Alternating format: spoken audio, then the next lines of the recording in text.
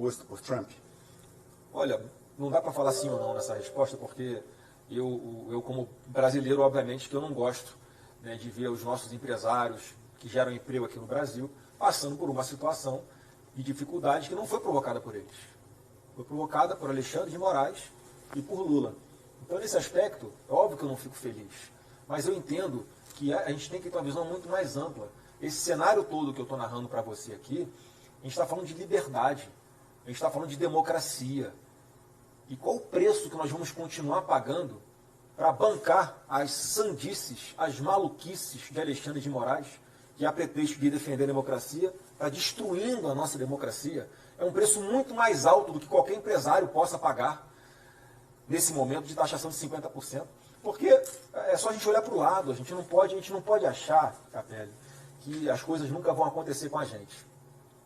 Pergunta para os venezuelanos se há 20 anos eles imaginavam que hoje a maioria deles, grande parte dos venezuelanos, estariam passando fome, teriam que fugir do seu país para fugir da fome, fugir da opressão, fugir da perseguição, fugir da miséria.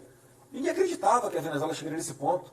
É o país que tem as maiores reservas de petróleo do mundo, um país riquíssimo em recursos naturais. E, no entanto, más escolhas fizeram a Venezuela chegar nesse ponto. Se você for lá em Pacará, em Roraima, tem o fluxo migratório, continuam vindo milhares de pessoas todos os dias a pé da Venezuela para fugir para o Brasil. E a gente aqui no Brasil, vamos fugir para onde? Vamos atravessar o mar e chegar na Europa? Pelo que o senhor está falando então, senador... Então, só para concluir sobre o seu contra, a favor, a questão do Trump. Então, assim, eu acho que a gente tem do tarifaço, especificamente tarifaço. E tem esse pano de fundo, esse contexto muito maior, que, mais uma vez, está fácil resolver. E eu não vejo nenhuma possibilidade do Trump voltar atrás nisso. É o que eu falo, Capelli. O que o Lula está fazendo? Ele está sendo chamado para o ringue com o Anderson Silva, com o José Aldo, com o Popó e o Mike Tyson para sair na porrada com ele. E ele está querendo subir no ringue e brigar com os quatro ao mesmo tempo. É óbvio que é uma situação desfavorável para o Brasil. Mas, repito, o caminho está aqui nas nossas mãos. Se a gente consegue aprovar a anistia, já é uma sinalização. Olha, estamos buscando aqui com os nossos próprios meios voltar à normalidade no Brasil. Essa é uma questão que eu acho importantíssima. A outra questão que eu acho importantíssima que vai estar na mesa do Trump é a questão da liberdade de expressão. O Alexandre de Moraes acabou de tomar há poucos dias outra decisão contra o Rumble, a plataforma americana, querendo obrigar a Rumble a tirar do ar um perfil de uma cidadã americana que estava postando uma rede social que nem tem no Brasil mais. Olha o nível de maluquice do cara. Olha como é que ele está fazendo a interferência, ele é que está atacando a soberania dos Estados Unidos. A liberdade de expressão dos Estados Unidos é a primeira emenda da Constituição deles. Isso é sagrado para eles. Então, o Alexandre de Moraes está dando motivo sem parar há muito tempo para que os Estados Unidos tomem alguma medida, usando com base a lei deles, contra o Alexandre de Moraes e contra o nosso país também. E, por outro lado, a gente vê que tem a questão do Lula, que a todo momento provoca os Estados Unidos. Ele simplesmente está abdicando num comércio multilateral, que inclui, obviamente, os Estados Unidos, que é o nosso segundo maior parceiro comercial, para focar para a China. E a China que não é nenhuma referência de liberdade de expressão, de negociação. Mas, senador, para país do mundo. A migração do foco de parcerias comerciais, de reuniões diplomáticas do Brasil para a China, isso é suficiente para que Trump aplique sanções ao governo brasileiro? Olha, a partir do momento que o Trump começa a falar, que o Lula começa a falar, nós temos que discutir uma outra moeda que não seja o dólar para ser o padrão internacional de negociação. A partir do momento que o Lula sinaliza para a Rússia o tempo inteiro contra o que a Rússia está fazendo com a Ucrânia. A partir do momento que o Lula manda o vice-presidente da República, senhor Geraldo Alckmin, que papelão, para ir na posse do ditador do Irã, aquela foto clássica do Geraldo Alckmin ao lado de vários ditadores no mundo, para representar o nosso Brasil. Boa parte já morreu ali. Boa parte já morreu porque eram realmente terroristas, morreram em confronto, inclusive, né, com os Estados Unidos atacando bases nucleares e combatendo o terrorismo naquela região do Oriente Médio. Quando o Lula aceita atracar aqui no Brasil um navio do Irã, para fazer o quê? E logo na sequência, houve aquele bombardeio as fábricas lá no Irã para fazer bombas atômicas. Quer dizer, dando a entender que os caras atracaram aqui para ter alguma coisa com relação à energia nuclear e foram para lá. Esses fatores, isso tudo, na minha opinião, é um conjunto de coisas que, aliadas à grande identidade que o Trump tem com Jair Bolsonaro. Por que identidade? Isso é muito forte, né, na psicologia humana. São pessoas que eles foram perseguidos em seus países pelo judiciário, pessoas que atravessaram uma pandemia dentro do seu governo, pessoas que a oposição tentou eliminar, que sofreram atentados contra as suas vidas, né, o Bolsonaro com a facada e o Trump com um tiro que raspou a sua orelha, e pessoas que sempre se respeitaram como chefes de nações.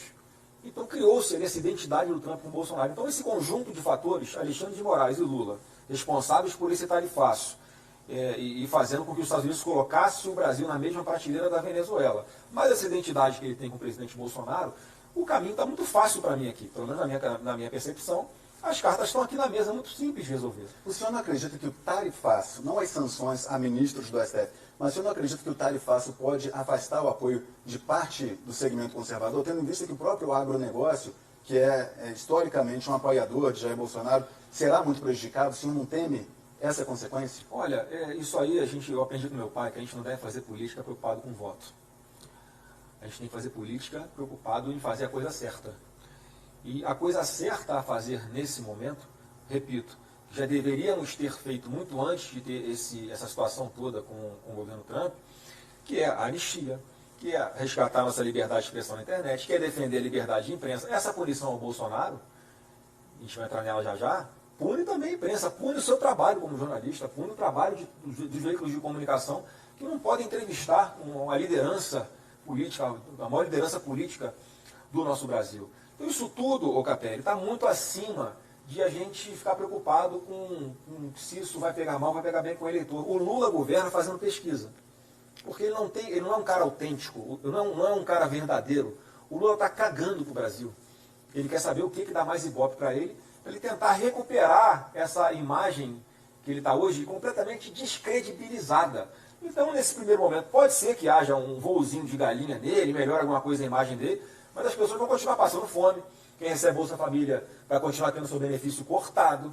É um governo que está gastando loucamente e criando uma insegurança jurídica no Brasil que afasta os investidores, que é quem gera emprego nesse Brasil. Então, não vai ser isso que vai recuperar a imagem do Lula. E outra, como eu sei que ele não vai ter capacidade de resolver essa questão com os Estados Unidos, e repito, insisto, Capelli, na volta do recesso agora, que agora no começo, na primeira semana de agosto, o Congresso vai ter um papel fundamental para resolver essa questão, porque o Lula não tem competência. O Lula não tem capacidade, ele não quer resolver. Ele está achando que está bom.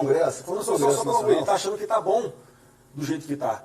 Ele está achando que está resgatando sentimentos de patriotismo. Um cara que ajudou a fundar o Foro de São Paulo, que deu dinheiro público do Brasil aí para fomentar e ajudar países, né, que são que tinham candidatos do espectro político do Lula. Um cara que bota ali aquela internacional comunista para tocar em evento do partido dele, do PT, mesmo botar o hino do Brasil. Sempre ignorou o verde e o amarelo, agora está dizendo que é patriota. Então, isso não vai acontecer. Ele não vai continuar, ele não vai ser apropriado dessa bandeira de jeito nenhum, porque o povo não cai mais nas mentiras dele. Agora, senador, o senhor tem a todo momento falado das atribuições do Congresso Nacional e criticado muito o ministro Alexandre de Moraes. A coluna mostrou ontem, no Metrópolis, que a Casa Branca passou pela primeira vez a estudar sanções ao presidente do Senado, Davi Alcolumbre, do União Brasil, e ao presidente da Câmara dos Deputados, Hugo Mota, do Republicanos. Pela primeira vez, sanções a eles estão sendo discutidas pelo governo Trump, sanções essas que já vêm sendo discutidas e aplicadas, algumas com a perda do visto, a ministros do STF. O senhor é a favor de sanções do governo Trump ao Alcolumbre por não pautar o impeachment de Alexandre de Moraes e de Hugo Mota por não pautar o PL da anistia, que são esses os argumentos da Casa Branca para discutir essas sanções? Ô Capelli, você lembra daquela piadinha que o Alexandre de Moraes fez? Eu só vou acreditar que o Trump vai olhar para o Brasil ou vai tomar alguma medida contra o Brasil quando os porta-aviões americanos aportarem no Lago Paranoá. Tá? Para quem está nos assistindo aqui, o Lago Paranoá é aqui, ó. A gente está no Senado Federal, A vista aqui é exatamente do Lago Paranoá. Eu estou vendo os porta-aviões americanos ali. Ou seja, eles chegaram. Infelizmente eles chegaram. E pela teimosia, pela insistência em continuar atropelando os princípios da nossa democracia, o Trump olhou finalmente para o Brasil. E a partir do momento, Capelli, que os Estados Unidos tiram o visto do senador Rodrigo Pacheco, que era o presidente do Senado até o ano passado, eu não duvido que isso tudo esteja na mesa dele. Não duvido de verdade. Mas a minha pergunta não é se está, porque isso é um fato. Não, eu vou chegar lá. Como eu falei, o porta-aviões está aqui, no Lago Paranoá, olhando para a Praça dos Três Poderes. Então, assim, se você me perguntar, você é a favor ou você é contra, tem coisa que não está mais no nosso controle. Não é o que eu vou pedir, o que eu penso, o que Eduardo Bolsonaro pensa, é o que quem está nos assistindo pensa, que vai interferir na decisão que o Trump vai tomar. Eu só estou alertando o seguinte, que está na nossa mão, está na mão da Bel Columbi, está na mão do Hugo Mota, a gente sentar como adultos na sala, já que o Lula não quer resolver, não tem competência, e o Alexandre de Moraes está fora de si, cabe a nós, no Congresso Nacional, botar a bola no chão, cumprir a nossa obrigação e para começar a pautar a anistia. Eu tenho certeza que se a gente pautar a anistia, aprovando ela aqui no Congresso, não vai ter que ninguém se preocupar com sanção nenhuma. Agora, em relação ao impeachment do ministro Alexandre de Moraes no Senado, o senhor tem até uma boa relação com Davi Alcolumbre, que é o presidente da casa, e o senador Davi tem dito repetidamente que não vai pautar o impeachment de nenhum ministro do Supremo, e tem mostrado alinhamento ao governo Lula. O senhor, pelo que eu estou entendendo, vai buscar o Davi Alcolumbre para tentar avançar também nessa pauta do impeachment de Alexandre de Moraes. Eu me lembro que, alguns meses atrás, o senador disse que era contra o impeachment do ministro Alexandre porque disse que não resolveria. Alguns meses, não foi? Eu falei que era contra o impeachment. Eu falei que naquele momento eu estava acreditando numa autorregulação do próprio Supremo para não precisar chegar nesse ponto. Exatamente. Então, a pergunta que eu lhe faço é, após essas tratativas que o senador está afirmando que ocorrerão com o Congresso Nacional, na Câmara com o Hugo Mota para tratar e com Davi Alcolumbre para tratar de impeachment de Moraes. Se Davi Alcolumbre não pautar o impeachment de Alexandre de Moraes, o senhor passaria a defender sanções a ele, ou a mobilizar o parlamento para travar pautas, a oposição para travar pautas do senador Davi Alcolumbre? Olha, o presidente Davi, ele tem muita responsabilidade nesse momento do Brasil. Eu já tive a oportunidade de falar para ele, eu falei, Davi, daqui a alguns anos, num futuro muito próximo, os seus filhos, né, que ele tem 2 filhos, e as minhas filhas, eu tenho 2 filhos, vão estudar no livro de história o que a gente fez ou deixou de fazer. Porque do jeito que o país está indo, não vai acabar bem essa história. Então ele tem que ter a responsabilidade de cumprir o seu papel como chefe de uma instituição, como o Congresso Nacional, e ler o que está escrito nesse meu pedido de impeachment. E tem mais de 40 pedidos de impeachment contra o Alexandre de Moraes aqui. E ontem o senhor protocolou um. O meu foi só mais um que eu protocolei ontem. Esse foi com base em um claro descumprimento dele, a Lei 1079, que trata da lei de responsabilidade com relação aos ministros do Supremo, que trata de impeachment de ministro do Supremo, e que o Alexandre de Moraes claramente está tendo uma atuação completamente incompatível com a de um magistrado e está usando sim a sua caneta para fazer perseguição política.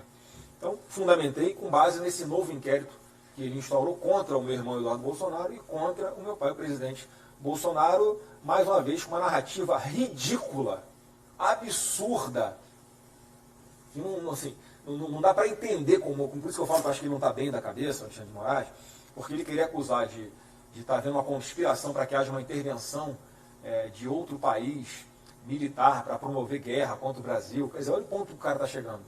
Ele cria uma narrativa na cabeça dele, toma como verdade e começa a fazer as pescarias probatórias, as fishing expeditions, sabe, as buscas e apreensões, para pegar o telefone de um, pegar um papel na sala do outro, para poder tentar sustentar o que ele quer desde lá de trás.